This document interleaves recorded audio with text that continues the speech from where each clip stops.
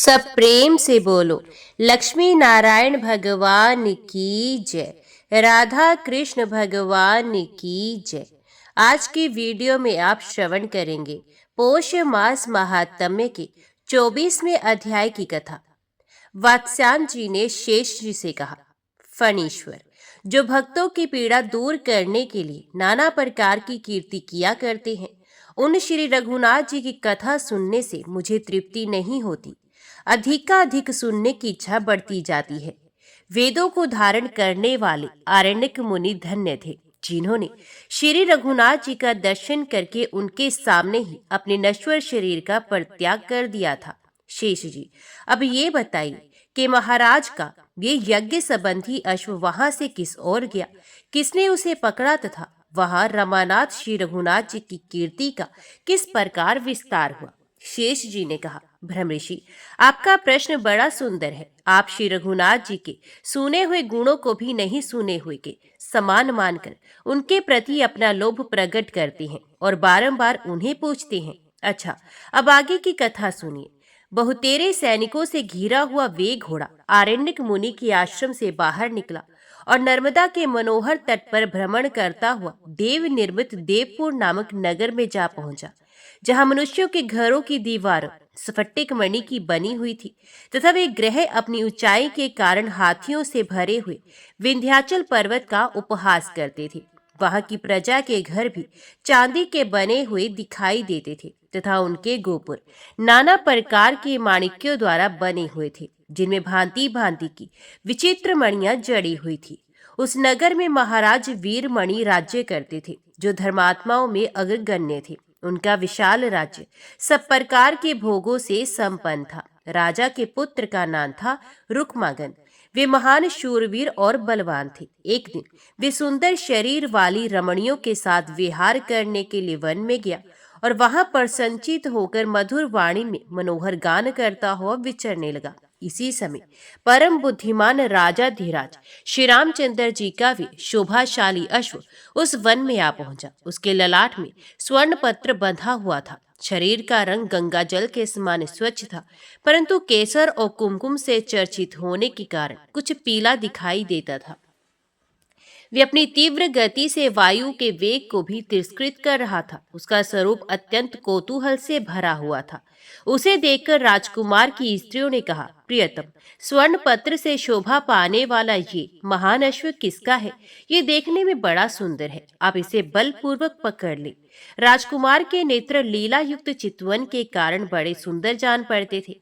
उसने स्त्रियों की बातें सुनकर खेल सा करते हुए एक ही हाथ से घोड़े को पकड़ लिया। उसके भाल पत्र पर स्पष्ट अक्षर लिखे हुए थे। राजकुमार उसे बांधकर हंसा और उस महिला मंडल में इस प्रकार बोला, अहो, शौर्य और संपत्ति में मेरे पिता महाराज वीरमणि की समानता करने वाला इस पृथ्वी पर दूसरा कोई नहीं है। तथापि उनके जीते जी ये राजा रामचंद्र इतना अहंकार कैसे धारण करते हैं? पिनाकधारी भगवान शंकर, जिनकी सदा रक्षा करते रहते हैं, तथा देवता दानव यक्ष अपने मणि में मुक्टों द्वारा जिनके चरणों की वंदना किया करते हैं, वे महाबली मेरे पिताजी ही इस घोड़े के द्वारा अश्वमेध यज्ञ करें। इस समय वे घुड़साल में जाए और मेरे सैनिक इसे ले जाकर वहां बांध दे।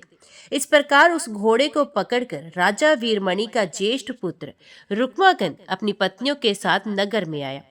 उस समय उसके मन में बड़ा उत्साह भरा हुआ था। उसने पिता से जाकर कहा, मैं रघुकुल के स्वामी श्री रामचंद्र का घोड़ा ले आया हूँ। ये इच्छा अनुसार चलने वाला अद्भुत अश्व अश्वमेध यज्ञ के लिए छोड़ा गया था। राम के भाई शत्रुघ्न अपनी विशाल सेना के साथ इसकी रक्षा के लिए आए हैं। महाराज वीरमणि बड़े बुद्धिमान थे। पुत्र की बात सुनकर उन्होंने उसके कार्य की प्रशंसा नहीं की। सोचा कि ये घोड़ा लेकर चुपके से चला आया है, इसका ये कार्य तो चोर के समान है। अद्भुत कर्म करने वाले भगवान शंकर राजा के इष्ट देव थे। उनसे राजा ने सारा हाल कह सुनाया। भगवान शिव ने कहा, राजन, तुम्हारे पुत्र ने बड़ा अद्भुत काम किया है। ये परम बुद्धिमान भगवान श्री रामचंद्र के महान अश्व को हर लाया है, जिनका मैं अपने हृदय में ध्यान करता हूँ।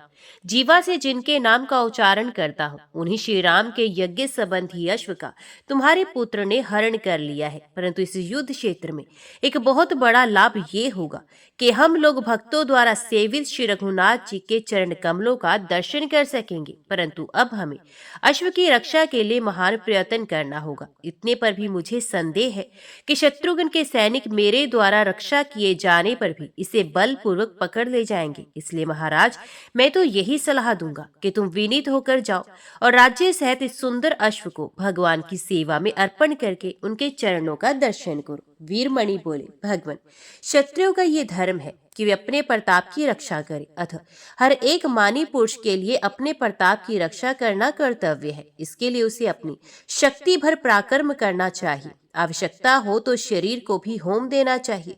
सहसा किसी की शरण में जाने से शत्रु उपहास करते हैं। वे कहते हैं, ये कायर है, राजाओं में अधम है, शूद्र है। इस नीच ने भय से विवल होकर अनुयायी पुरुषों की भांति शत्रु के चरणों में मस्तक झुकाया है। अतः अब युद्ध का अवसर उपस्थित हो गया है। इस समय जैसा उचित हो वही आप करें। कर्तव्य का विचार करके आपको अपने इस भक्त की रक्षा करनी चाहिए। राजा की बात सुनकर भगवान चंद्रमौली अपनी मेघ के समान गंभीर वाणी से उनका मन लुभाते हुए हंसकर बोले, राजन, यदि 33 करोड़ देवता भी आ जाए तो भी किसमें इतनी शक्ति है जो मेरे द्वारा रक्षित रहने पर तुमसे घोड़ा ले जा सके। यदि साक्षात भगवान यहाँ आकर अपने स्वरूप की झांकी कराएंगे तो मैं उनके कोमल चरणों में मस्तक झुकाऊंगा, क्योंकि सेवक का स्वामी के साथ युद्ध करना बहुत बड़ा अन्याय बताया गया है। शेष जितने वीर हैं वे मेरे लिए तिनके के समान हैं, कुछ भी नहीं कर सकते। अथ राजेंद्र, तुम युद्ध करो, मैं तुम्हारा रक्षक हूँ। मेरे रहते कौन ऐसा वीर है जो बलपूर्वक घोड़ा ले जा सके। यदि त्रिलोकी भी संगठित होकर आ जाए तो मेरा कुछ भी नहीं बिगाड़ सकती। इधर श्री रघुनाथ जी के जितने सैनिक थे वे अश्व का मार्ग ढूंढ रहे थे। इतने में ही महाराज शत्रुघ्न भी अपनी विशाल सेना के साथ आ पहुंचे। आते ही उन्होंने सभी सेवकों से प्रश्न किया, कहाँ है मेरा अश्व? स्वर्णपत्र से सुशोभित वे यज्ञ संबंधी घोड़ा इस समय दिखाई क्यों नहीं देता? उनकी बात सुनकर अश्व के पीछे चलने वाले सेवकों ने कहा, नाथ, उस मन के समान तीव्रगामी अश्व को इस जंगल में किसी ने हर लिया, हमें भी ये कहीं दिखाई नहीं देता। सेवकों के वचन सुनकर राजा शत्रुघ्न ने सुमति से पूछा, मंत्रीवर, यहाँ कौन राजा निवास करता है? हमें अश्व की प्राप्ति कैसे होगी? जिसने आज हमारे अश्व का अपहरण किया है उस राजा के पास कितनी सेना है? इस प्रकार शत्रुघ्न जी मंत्री के साथ परामर्श कर रहे थे। इतने में ही देवऋषि नारद युद्ध देखने के लिए उत्सुक होकर वहां आए। शत्रुघ्न ने उन्हें स्वागत सत्कार से संतुष्ट किया। वे बातचीत करने में बड़े चतुर थे। अतः अपनी वाणी से नारद जी को प्रसन्न करते हुए बोले, महामते, बताइए मेरा अश्व कहाँ है? उसका कुछ पता नहीं चलता। मेरे कार्य कुशल अनुचर भी उसके मार्ग का अनुसंधान नहीं कर पा रहे। नारद जी वीणा बजाते और श्री राम कथा का बारंबार गान करते हुए बोले, राजन, यहाँ देवपुर नाम का नगर है। उसमें वीरमणि नाम से विख्यात एक बहुत बड़े राजा रहते हैं। उनका पुत्र इस वन में आया था, उसी ने अश्व को पकड़ लिया है। आज उस राजा के साथ तुम लोगों का बड़ा भयंकर युद्ध होगा। उसमें बड़े बड़े बलवान और शूरवीर मारे जाएंगे। इसलिए तुम पूरी तैयारी के साथ यहाँ स्थिरता पूर्वक खड़े रहो तथा सेना का ऐसा व्यूह बनाओ जिसमें शत्रु के सैनिकों का प्रवेश करना अत्यंत कठिन हो। श्रेष्ठ राजा वीरमणि से युद्ध करते समय तुम्हें बड़ी कठिनाइयों का सामना करना पड़ेगा, तथापि अंत में विजय तुम्हारी ही होगी। भला संपूर्ण जगत में कौन ऐसा वीर है जो भगवान श्री राम को पराजित कर सके? ऐसा कहकर नारद जी वहां से अंतर्ध्यान हो गए और देवता तथा दानवों के समान उन दोनों पक्षों का भयंकर युद्ध देखने के लिए आकाश में ठहर गए। उधर शूर शिरोमणि राजा वीरमणि ने रिपुवार नामक सेनापति को बुलाया और उसे अपने नगर में ढिंडोरा पिटवाने का आदेश दिया। सेनापति ने राजा की आज्ञा का पालन किया। प्रत्येक घर, गली और सड़क पर डंके की आवाज सुनाई देने लगी। लोगों को जो घोषणा सुनाई गई वे इस प्रकार थी, राजधानी में जो वीर उपस्थित है वे सभी शत्रुघ्न पर चढ़ाई करें। जो लोग वीरता के अभिमान में आकर राजाज्ञा का उल्लंघन करेंगे वे महाराज के पुत्र या भाई ही क्यों ना हो वध के योग्य समझे जाएंगे। फिर से डंका बजाकर उपर्युक्त घोषणा दोहराई जाती है। सभी वीर सुन ले और सुनकर शीघ्र ही अपने कर्तव्य का पालन करें। विलंब नहीं होना चाहिए। नरश्रेष्ठ वीरमणि के सैनिक श्रेष्ठ योद्धा थे। उन्होंने ये घोषणा अपने कानों सुनी और कवच आदि से सुसज्जित होकर वे महाराज के पास गए। उनकी दृष्टि में युद्ध एक महान उत्सव के समान था। उसका अवसर पाकर उनका हृदय हर्ष और उत्साह से भर गया था। राजकुमार रुक्मांगद अपने मन के समान वेगशाली रथ पर सवार होकर आए। उनके छोटे भाई शुभागन भी अपने सुंदर शरीर पर बहुमूल्य रत्न में कवच धारण करके रण उत्सव में सम्मिलित होने के लिए प्रस्थित हुए। महाराज के भाई का नाम था वीर सिंह। वे सब प्रकार के अस्त्र शस्त्रों की विद्या में प्रवीण थे। राजाज्ञा के अनुसार वे भी दरबार में गए, क्योंकि महाराज का शासन कोई लांघ नहीं सकता था। राजा का भांजा बलमित्र भी उपस्थित हुआ तथा सेनापति रिपुवार ने भी चतुरंगिणी सेना तैयार करके महाराज को इसकी सूचना दी। तदंतर राजा वीरमणि सब प्रकार की अस्त्र शस्त्रों से भरे हुए अपने श्रेष्ठ रथ पर सवार हुए। वे रथ बहुत ऊंचा था और उसके ऊंचे ऊंचे पहिए मणियों के बने हुए थे। चारों ओर से भेरियां बज उठी। उनके बजाने वाले बहुत अच्छे थे। भेरी बजते ही राजा की सेना संग्राम के लिए प्रस्थित हुई। सर्वत्र कोलाहल छा गया। महाराज वीरमणि युद्ध के उत्साह से युक्त होकर रणक्षेत्र की ओर चले गए। राजा की सेना पहुंची। शास्त्र संचालन में चतुर रथियों के द्वारा समूची सेना में महान कोलाहल छा रहा था। ये देखकर शत्रुघ्न ने सुमति से कहा, मंत्रीवर, मेरे अश्व को पकड़ने वाले बलवान राजा वीरमणि मुझसे युद्ध करने के लिए विशाल चतुरंगिणी सेना के साथ आ गए। अब किस तरह युद्ध आरंभ करना चाहिए? कौन कौन महाबली योद्धा इस समय युद्ध करेंगे?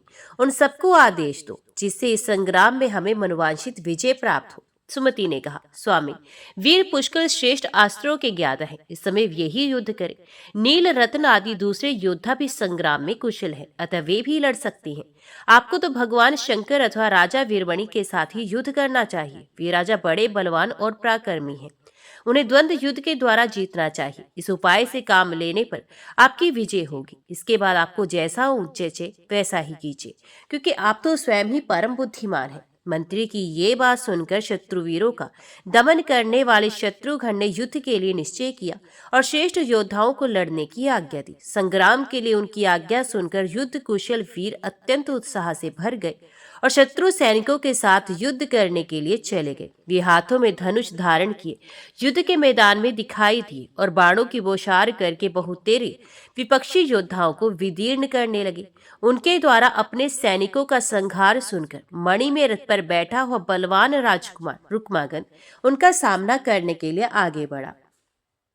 उसने अपने अनेकों बाणों की मार से शत्रु पक्ष के हजारों वीरों को उद्गिन कर दिया। उनमें हाहाकार मच गया। राजकुमार बलवान था। उसने बल, यश और संपत्ति में अपनी समानता रखने वाले शत्रुघ्न तथा भरत कुमार पशुकल को युद्ध के लिए ललकारा। वीररत्न, मुझसे युद्ध करने के लिए आओ। इन करोड़ों मनुष्यों को डराने या मारने से क्या लाभ? मेरे साथ घोर संग्राम करके विजय प्राप्त करो। रुक्मांगद के ऐसा कहने पर बलवान वीर पुष्कल हंस पड़े। उन्होंने अपने तीखे बाणों से राजकुमार की छाती में बड़े वेग से प्रहार किया। राजकुमार शत्रु के इस पराक्रम को नहीं सह सका। उसने अपने महान धनुष पर बाणों का संधान किया और 10 साइकों से वीर पुष्कल की छाती को बेंध डाला। दोनों ही युद्ध में एक दूसरे पर कुपित थे। दोनों ने ही हृदय में विजय की अभिलाषा थी। रुक्मांगद ने पुष्कल से कहा, वीर, अब तुम बलपूर्वक किया हुआ मेरा पराक्रम देखो। संभल कर बैठ जाओ, मैं तुम्हारे रथ को आकाश में उड़ाता हूँ। ऐसा कहकर उसने मंत्र पढ़ा और पुष्कल के रथ पर ब्रह्मका अस्त्र का प्रयोग किया। उस बाण से आहत होकर पुष्कल का रथ चक्कर काटता हुआ 1 योजन दूर जा पड़ा। सारथी ने बड़े कठिनाई से रथ को रोका, तो भी वे पृथ्वी पर ही चक्कर लगाता रहा। किसी तरह पूर्व स्थान पर रथ को ले जाकर उत्तमस्त्रों के ज्ञाता पुष्कल ने कहा, राजकुमार, तुम्हारे जैसे वीर पृथ्वी पर रहने के योग्य नहीं है। तुम्हें तो इंद्र की सभा में रहना चाहिए, इसलिए अब देवलोक को ही चले जाओ। ऐसा कहकर उन्होंने आकाश में उड़ा देने वाला महान अस्त्र प्रयोग किया। उस बाण की चोट से रुक्मागन का रथ सीधे आकाश में उड़ चला और समस्त लोगों को लांघता हुआ सूर्य मंडल तक जा पहुंचा। वहां की प्रचंड ज्वाला से राजकुमार का रथ घोड़े और सारथी सहित दग्ध हो गया तथा वे स्वयं भी सूर्य की किरणों से झुलस जाने के कारण बहुत दुखी हो गया। अंत में वे दग्ध होकर पृथ्वी पर गिर पड़ा। उस समय युद्ध के अग्रभाग में महान हाहाकार मचा। राजा वीरमणि अपने पुत्र को मूर्छित देखकर क्रोध में भर गए और रणभूमि के मध्य भाग में खड़े हुए पुष्कल की ओर चले। इधर कपिवर हनुमान जी ने देखा कि समुद्र के समान विशाल सेना के भीतर स्थित हुए राजा वीरमणि भरत कुमार पुष्कल को ललकार रहे हैं। तब वे उनकी ओर दौड़े। उन्हें आते देख पुष्कल ने कहा, महाकपे, आप क्यों युद्ध भूमि में लड़ने के लिए आ रहे हैं? राजा वीरमणि की ये सेना है ही कितनी, मैं तो इसे बहुत थोड़ी अत्यंत कुछ तुच्छ समझता हूँ। जिस प्रकार आपने भगवान श्री राम की कृपा से राक्षस सेना रूपी समुद्र को पार किया था, उसी प्रकार मैं भी श्री रघुनाथ जी का स्मरण करके इस दुस्तर संकट के पार हो जाऊंगा। जो लोग दुस्तर अवस्था में पड़कर श्री रघुनाथ जी का स्मरण करते हैं, उनका दुख रूपी समुद्र सूख जाता है, इसमें तनिक भी संदेह नहीं। इसलिए महावीर, आप चाचा शत्रुघ्न के पास जाइए। मैं अभी एक क्षण में राजा वीरमणि को जीत कर आ रहा हूँ।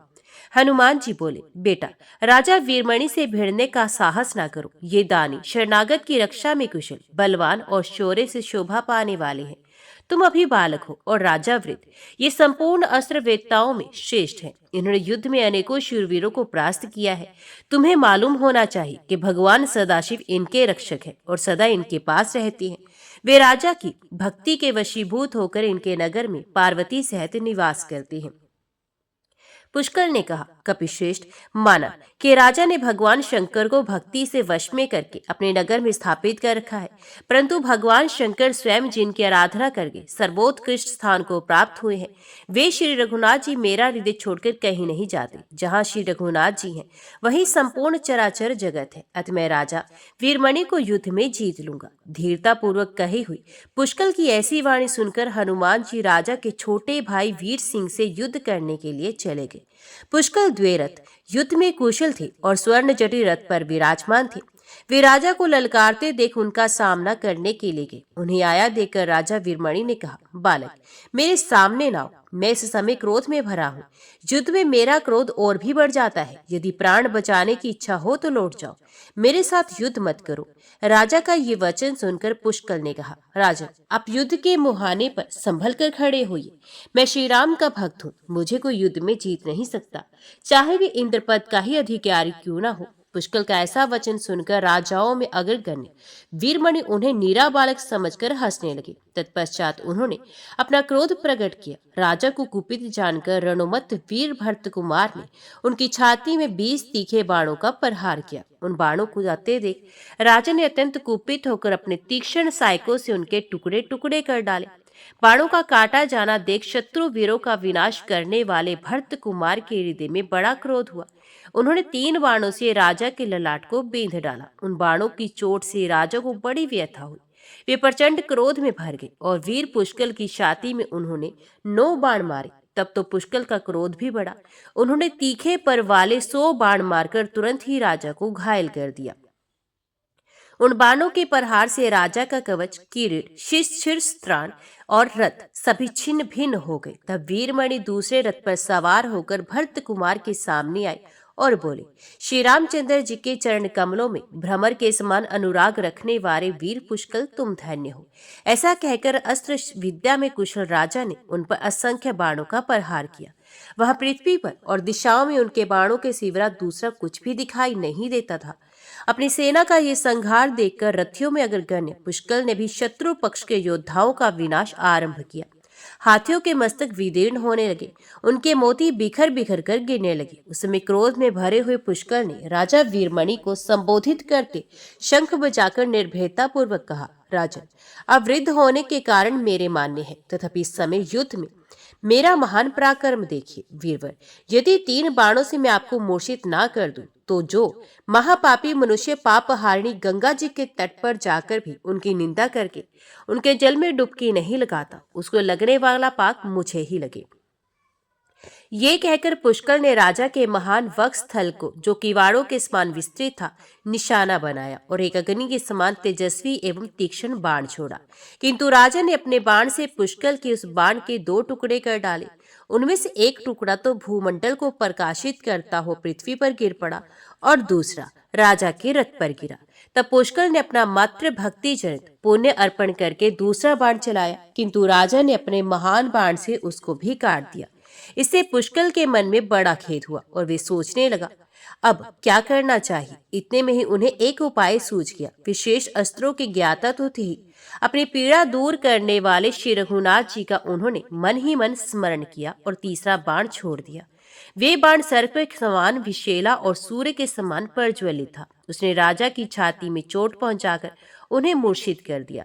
राजा के मूर्छित होते ही उनकी सारी सेना हाहाकार मचाती हुई भाग चली और पुष्कर विजयी हुए। हनुमान जी ने वीर सिंह के पास जाकर कहा, वीरवर ठहरो, कहाँ जाते हो?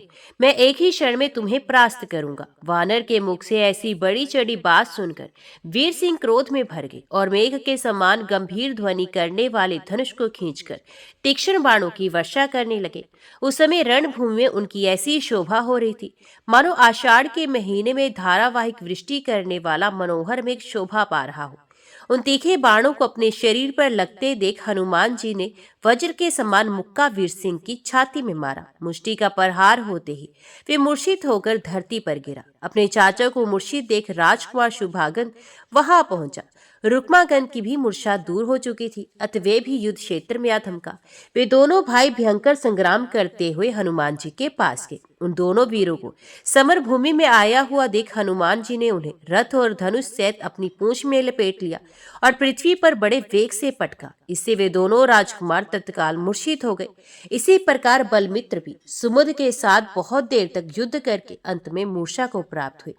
तदंतर अपने आत्मीय जनों को मूर्छित देख भक्तों को पीड़ा दूर करने वाले भगवान महेश्वर स्वयं ही उस विशाल सेना में शत्रुघ्न के सैनिकों के साथ युद्ध करने के लिए चले गए। उनका उद्देश्य था भक्तों की रक्षा करना। वे पूर्व काल में जैसे त्रिपुर से युद्ध करने के लिए गए थे, उसी प्रकार वहां भी अपने पार्षदों और प्रमथ गणों सहित पृथ्वी तल को कंपाते हुए जा पहुंचे। महाबली शत्रुघ्न ने जब देखा कि सर्वदेव शिरोमणि साक्षात महेश्वर पधारे हैं, तब वे भी उनका सामना करने के लिए रणभूमि में गए। शत्रुघ्न को आया देख पिनाकधारी रुद्र ने वीरभद्र से कहा, तुम मेरे भक्त को पीड़ा देने वाले पुष्कर से युद्ध करो। फिर नंदी को उन्होंने महाबली हनुमान से लड़ने के लिए भेजा। तदंतर कुश ध्वज के पास प्रचंड को, सुबाहु के पास भृंगु को और सुमद के पास चंड नामक अपने गण को भेजकर युद्ध के लिए आदेश दिया। महारुद्र के प्रधान गण वीरभद्र को आया देख पुष्कर अत्यंत उत्साहपूर्वक उनसे युद्ध करने को आगे बढ़े। उन्होंने 5 बाणों से वीरभद्र को घायल किया। उनके बाणों से शत विक्षत होकर वीरभद्र ने त्रिशूल हाथ में लिया, किंतु महाबली पुष्कर ने एक ही क्षण में उस त्रिशूल को काटकर विकट गर्जना की। अपने त्रिशूल को कटा देख रुद्र ने अनुगामी महाबली वीरभद्र को बड़ा क्रोध हुआ और उन्होंने महारथी पुष्कर के रथ को तोड़ डाला। वीरभद्र के वेग से चकनाचूर हुए रथ को त्याग कर महाबली पुष्कर पैदल हो गए और वीरभद्र को मुक्के से मारने लगे। फिर दोनों ने एक दूसरे पर मुष्टि का प्रहार आरंभ किया। दोनों ही परस्पर विजय के अभिलाषी और एक दूसरे के प्राण लेने को उतारू थे। इस प्रकार रात दिन लगातार युद्ध करते उन्हें 4 दिन व्यतीत हुए। 5वें दिन पुष्कर को बड़ा क्रोध हुआ और उन्होंने वीरभद्र का गला पकड़कर उन्हें पृथ्वी पर दे मारा। उनके प्रहार से महाबली वीरभद्र को बड़ी पीड़ा हुई। फिर उन्होंने भी पुष्कर के पैर पकड़कर उन्हें बारंबार घुमाया और पृथ्वी पर पछाड़कर मार डाला। महाबली वीरभद्र ने पुष्कर के मस्तक को, जिसमें कुंडल जगमगा रहे थे, त्रिशूल से काट दिया। इसके बाद वे जोर जोर से गर्जना करने लगा। ये देखकर सभी लोग थर्रा उठे। रणभूमि में जो युद्ध कुशल वीर थे, उन्होंने वीरभद्र के द्वारा पुष्कर के मारे जाने का समाचार शत्रुघ्न से कहा। पुष्कल के वध का वृत्तांत सुनकर महावीर शत्रुघ्न को बड़ा दुख हुआ। वे शोक से कांप उठे। उन्हें दुखी जानकर भगवान शंकर ने कहा, रे शत्रुघ्न, तू युद्ध में शोक न कर। वीर पुष्कल धन्य है जिसने महाप्रलयकारी वीरभद्र के साथ 5 दिनों तक युद्ध किया। ये वीरभद्र वे ही हैं जिन्होंने मेरे अपमान करने वाले दक्ष को क्षण भर में मार डाला था। अतः महाबलवान राजेंद्र, तू शोक त्याग दे और युद्ध कर। शत्रुघ्न ने शोक छोड़ दिया। उन्हें शंकर के प्रति बड़ा क्रोध हुआ। उन्होंने चढ़ाए हुए धनुष को हाथ में लेकर महेश्वर पर बाणों का प्रहार आरंभ किया। उधर से शंकर ने भी बाण छोड़े। दोनों के बाण आकाश में छा गए। बाण युद्ध में दोनों की क्षमता देखकर सब लोगों को यह विश्वास हो गया कि अब सबको मोह में डालने वाला लोक संहारकारी प्रलय काल आ पहुंचा। दर्शन कहने लगे, ये तीनों लोगों की उत्पत्ति और प्रलय करने वाले रुद्र हैं। तो वे भी महाराज श्री रामचंद्र के छोटे भाई हैं। ना जाने क्या होगा, इस भूतल पर किसकी विजय होगी। इस प्रकार शत्रुघ्न और शिव में 11 दिनों तक परस्पर युद्ध होता रहा। 12वें दिन राजा शत्रुघ्न ने क्रोध में भरकर महादेव जी का वध करने के लिए ब्रह्मास्त्र का प्रयोग किया, किंतु महादेव जी उस महान अस्त्र को हंसते हंसते पी गए। इसे शत्रुघ्न को बड़ा आश्चर्य हुआ और वे सोचने लगे, अब क्या करना चाहिए। वे इस प्रकार विचार कर ही रहे थे कि देवादिदेव शिरोमणि भगवान शिव ने शत्रुघ्न की छाती में एक अग्नि के समान तेजस्वी बाण झोंक दिया। उससे मूर्छित होकर शत्रुघ्न रणभूमि में गिर पड़े। उस समय योद्धाओं से भरी हुई उनकी सारी सेना में हाहाकार मच गया। शत्रुघ्न को बाणों से पीड़ित एवं मूर्छित होकर गिरा देख हनुमान जी ने पुष्कल के शरीर को रथ पर सुला दिया और सेवकों को उनकी रक्षा में तैनात करके वे स्वयं संहारकारी शिव से युद्ध करने के लिए आए। हनुमान जी श्री रामचंद्र जी का स्मरण करके अपने पक्ष के योद्धाओं का हर्ष बढ़ाते हुए रोष के मारे अपनी पूंछ को जोर जोर से हिला रहे थे।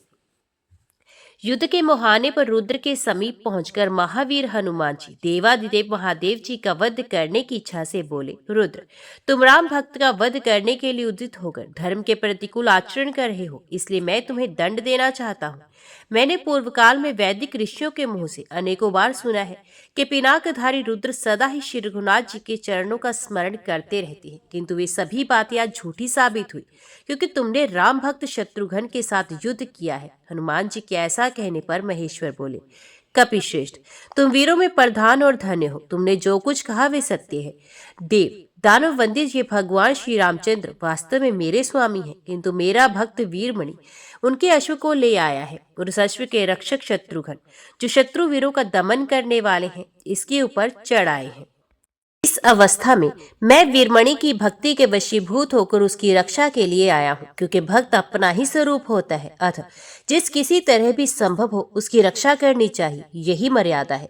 चंडीपति भगवान शंकर के ऐसा कहने पर हनुमान जी बहुत कुपित हुए और उन्होंने एक बहुत बड़ी शिला लेकर उसे उनके रथ पर दे मारा। शिला का आघात पाकर महादेव जी का रथ घोड़े, सारथी, ध्वजा और पताका से चूर चूर हो गया।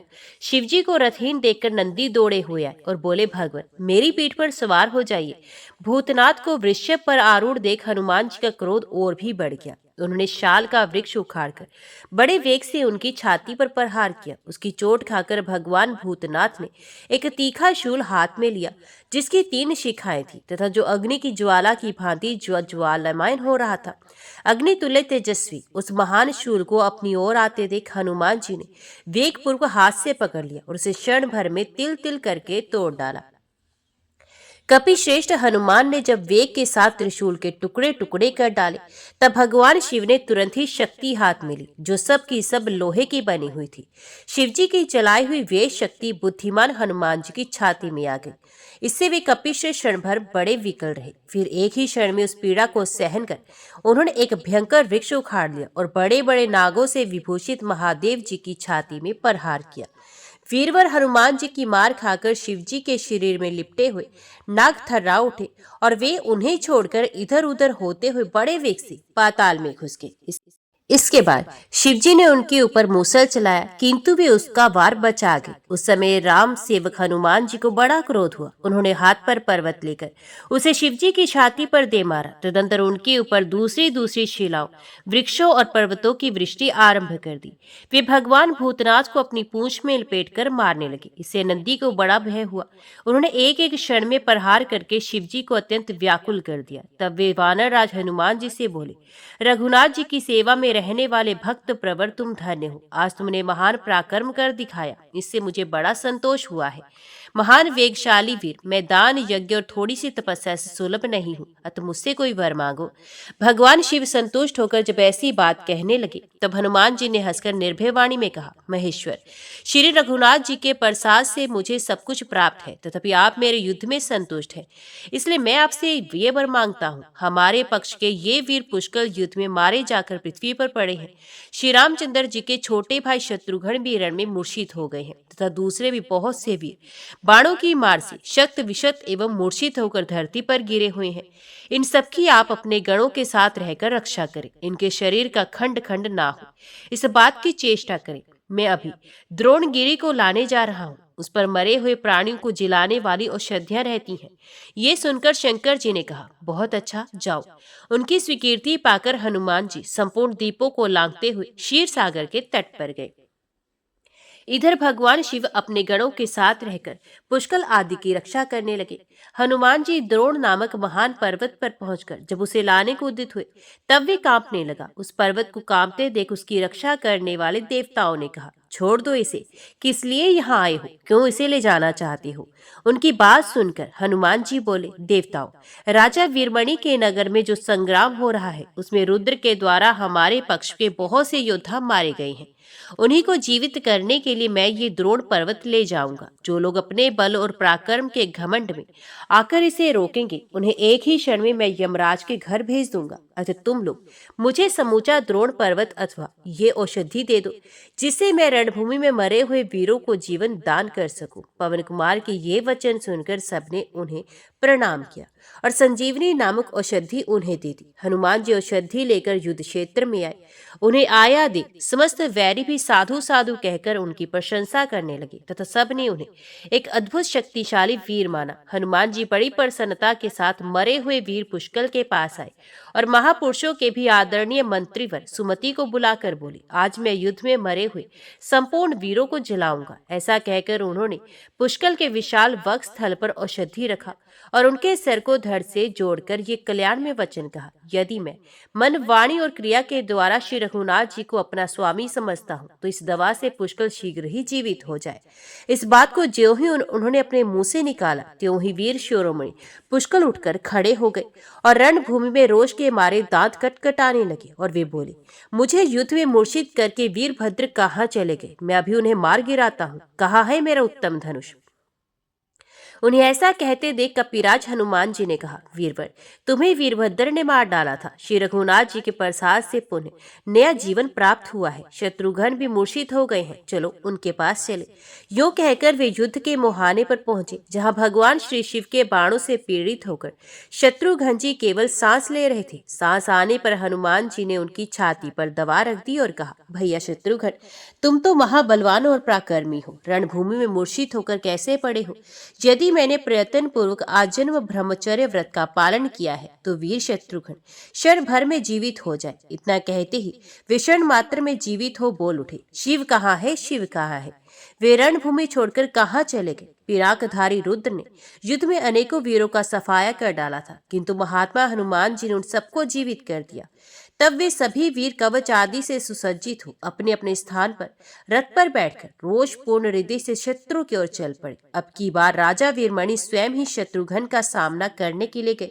उन्हें देखकर शत्रुघ्न को बड़ा क्रोध हुआ और उन्होंने राजा के ऊपर आग्नेयास्त्र का प्रयोग किया, जिससे उनकी सेना दग्ध होने लगी। शत्रु के छोड़े हुए उस महान दाहक अस्त्र को देखकर राजा के क्रोध की सीमा न रही। उन्होंने वरुण अस्त्र का प्रयोग किया। वरुण अस्त्र द्वारा अपनी सेना की क्षति की। कष्ट से पीड़ित देख महाबली शत्रुघ्न ने उस पर वाव्य अस्त्र का प्रहार किया। इससे बड़े जोरों की हवा चली। वायु के वेग से मेघों की घिरी हुई घटा छिन्न भिन्न हो गई। वे चारों ओर फैलकर विलीन हो गए। अब शत्रुघ्न के सैनिक सुखी दिखाई देने लगे। उधर महाराज वीरमणि ने जब देखा कि मेरी सेना आंधी से कष्ट पा रही है, तब उन्होंने अपने धनुष पर शत्रु का संहार करने वाले पर्वत अस्त्र का प्रयोग किया। पर्वतों के द्वारा वायु की गति रुक गई। अब वे युद्ध क्षेत्र में फैल नहीं पाती थी। ये देख शत्रुघ्न ने वज्रास्त्र का संधान किया। वज्रास्त्र की मार पड़ने पर समस्त पर्वत तिल तिल करके चूर्ण हो गए। शत्रु वीरों के अंग विदीर्ण होने लगे। खून से लथपथ होने के कारण उनकी बड़ी शोभा हो रही थी। उस समय युद्ध का अद्भुत दृश्य था। राजा वीरमणि का क्रोध सीमा को पार कर गया। उन्होंने अपने धनुष पर ब्रह्मास्त्र का संधान किया, जो वैरी को दग्ध करने वाला अद्भुत अस्त्र था। ब्रह्मास्त्र उनके हाथ से छूटकर शत्रु की ओर चला। तब तक शत्रुघ्न ने भी मोहना अस्त्र छोड़ा। मोहना अस्त्र ने एक ही क्षण में ब्रह्मास्त्र के 2 टुकड़े कर डाले तथा राजा की छाती में चोट करके उन्हें तुरंत मूर्छित कर दिया। तब शिवजी को बड़ा क्रोध हुआ और वे रथ पर बैठकर राजा के पास गए। उस समय शत्रुघ्न सहसा उनसे युद्ध के लिए आगे बढ़ाए और अपने धनुष पर प्रत्यंचा चढ़ाकर युद्ध करने लगे। उन दोनों में बड़ा भयंकर संग्राम छिड़ा, जो वैरियों को विदीर्ण करने वाला था।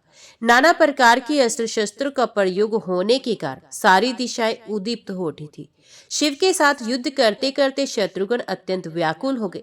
तब हनुमान जी के उपदेश से उन्होंने अपने स्वामी श्री रघुनाथ जी का स्मरण किया। हाय नाथ, हाय भाई, ये अत्यंत भयंकर शिव धनुष उठाकर मेरे प्राण लेने पर उतारू हो गए हैं। आप युद्ध में मेरी रक्षा कीजिए। राम, आपका नाम लेकर अनेकों दुखी जीव दुख सागर के पार हो चुके हैं। कृपा निधि, मुझ दुखिया को भी उबारिए। शत्रुघ्न ने ज्यों ही उपयुक्त बात मुंह से निकाली, त्यों ही नील कमल दल के समान श्याम सुंदर कमल नयन भगवान श्री राम मृग का श्रृंग हाथ में लिए यज्ञ दीक्षित पुरुष के वेश में वहां आ पहुंचे। समर भूमि में उन्हें देखकर शत्रुघ्न को बड़ा विस्मय हुआ। प्रणत जनों का कलेश दूर करने वाले अपने भाई श्री रामचंद्र जी का दर्शन पाकर शत्रुघ्न सभी दुखों से मुक्त हो गए। हनुमान जी भी श्री रघुनाथ जी को देखकर सहसा उनके चरणों में गिर पड़े। उस समय उन्हें बड़ी प्रसन्नता हुई और वे भक्त की रक्षा के लिए आए हुए भगवान से बोले, स्वामी, अपने भक्तों का सब प्रकार से पालन करना आपके लिए सर्वथा योग्य ही है। हम धन्य हैं जो इस समय श्री चरणों का दर्शन पा रहे हैं।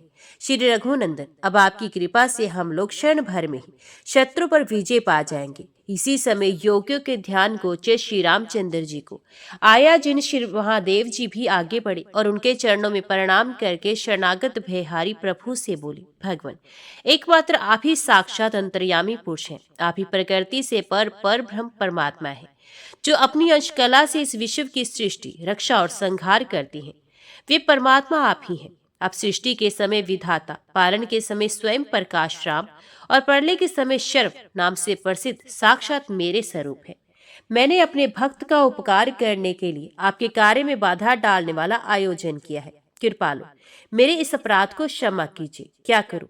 मैंने अपने सत्य की रक्षा के लिए ही सब कुछ किया है। आपके प्रभाव को जानकर भी भक्त की रक्षा के लिए यहाँ आया हूँ। पूर्वकाल की बात है, इस राजा ने शिप्रा नदी में स्नान करके उज्जैनी के महाकाल मंदिर में बड़ी अद्भुत तपस्या की। इससे प्रसन्न होकर मैंने कहा, देवपुर में तुम्हारा राज्य होगा और जब तक वहां श्री रामचंद्र जी के यज्ञ संबंधी अश्व का आगमन होगा, तब तक मैं भी तुम्हारी रक्षा के लिए उस स्थान पर निवास करूंगा। इस प्रकार मैंने इसे वरदान दे दिया था। उसी सत्य से मैं इस समय बंधा हुआ हूँ। अब ये राजा अपने पुत्र, पशु और बांधवों सहित यज्ञ का घोड़ा आपको समर्पित करके आपके ही चरणों की सेवा करेगा। श्री राम ने कहा, भगवान, देवताओं का तो ये धर्म ही है कि वे अपने भक्तों का पालन करें। अपने जो इस समय अपने भक्त की रक्षा की, ये आपके द्वारा बहुत उत्तम कार्य हुआ है। मेरे हृदय में शिव है और शिव के हृदय में मैं हूँ। हम दोनों में भेद नहीं है। जो मूर्ख हैं, जिनकी बुद्धि दूषित है, वे ही भेद दृष्टि रखते हैं। हम दोनों एक रूप हैं। जो हम लोगों में भेद बुद्धि करते हैं, वे मनुष्य 1000 कल्पों तक कुंभी पाक में पकाए जाते हैं। महादेव जी, जो सदा आपके भक्त रहे हैं, वे धर्मात्मा पुरुष मेरे भी भक्त हैं, तथा जो मेरे भक्त हैं, वे भी बड़ी भक्ति से आपके चरणों में मस्तक झुकाते हैं। श्री रघुनाथ जी का ऐसा वचन सुनकर भगवान शिव ने मूर्छित पड़े हुए राजा वीरमणि को अपने हाथ के स्पर्श आदि से जीवित किया। इसी प्रकार उनके दूसरे पुत्रों को भी, जो बाणों से पीड़ित होकर अचेत अवस्था में पड़े थे, जिलाया। भगवान भूतनाथ ने राजा को तैयार करके पुत्र पौत्रों सहित उन्हें श्री रघुनाथ जी के चरणों में गिराया। वात्स्यायन जी, धन्य है राजा वीरमणि, जिन्होंने श्री रघुनाथ जी का दर्शन किया, जो लाखों योगियों के लिए उनकी योग निष्ठा के द्वारा भी दुर्लभ है। उन्हीं भगवान श्री राम को प्रणाम करके समस्त राज परिवार के लोग कृतार्थ हो गए। उनका शरीर धारण करना सफल हो गया। इतना ही नहीं, वे ब्रह्मादि देवताओं के भी पूजनीय बन गए। शत्रुघ्न, हनुमान और पुष्कल आदि उद्भट योद्धा जिनकी स्तुति करते हैं, उन श्री रामचंद्र जी को राजा वीरमणि ने शिवजी की प्रेरणा से वे उत्तम अश्व दे दिया। साथ ही पुत्र, पशु और बांधवों सहित अपना सारा राज्य भी समर्पित कर दिया। तदंतर श्री रामचंद्र जी समस्त शत्रुओं तथा सेवकों से अभिवंदित होकर मणि में रथ पर बैठे बैठे ही अंतर ध्यान हो गए। मुने, विश्व वंदित श्री राम को तुम मनुष्य ना समझो। जल में, थल में, सब जगह तथा सबके भीतर सदा ही वे स्थित रहते हैं। भगवान शंकर ने भी अपनी प्रतिज्ञा पूरी करके सेवक राजा से विदा ली और कहा, राजन, श्री रामचंद्र जी का आश्रय ही संसार में सबसे दुर्लभ वस्तु है, अतः तुम श्री रघुनाथ जी की शरण में रहो। यूं कहकर परले और उत्पत्ति के कर्ता धर्ता भगवान शिव स्वयं ही अदृश्य और समस्त पार्षदों के साथ कैलाश को चले गए। इसके बाद राजा वीरमणि श्री राम के चरण कमलों का ध्यान करते हुए स्वयं भी अपनी सेना लेकर महाबली शत्रुघ्न के साथ साथ गए। जो श्रेष्ठ मनुष्य श्री रामचंद्र जी के चरित्र का श्रवण करेंगे, उन्हें कभी सांसारिक दुख नहीं होगा। ओम नमो भगवते वासुदेवाय नमः। जय श्री राधे कृष्ण। आज की वीडियो में इतना ही। उम्मीद करती हूँ वीडियो आपको पसंद आई होगी। वीडियो पसंद आई हो तो वीडियो को लाइक और चैनल को सब्सक्राइब जरूर कीजिएगा। जय श्री हरि लिखकर कमेंट बॉक्स में अपनी हाजिरी और अपने सुझाव देना ना भूलेगा। तो मिलते हैं अगली कथा अगली वीडियो के साथ। तब तक के लिए देखते व सुनते रहिए। जय मां कंजर, जय माता दी।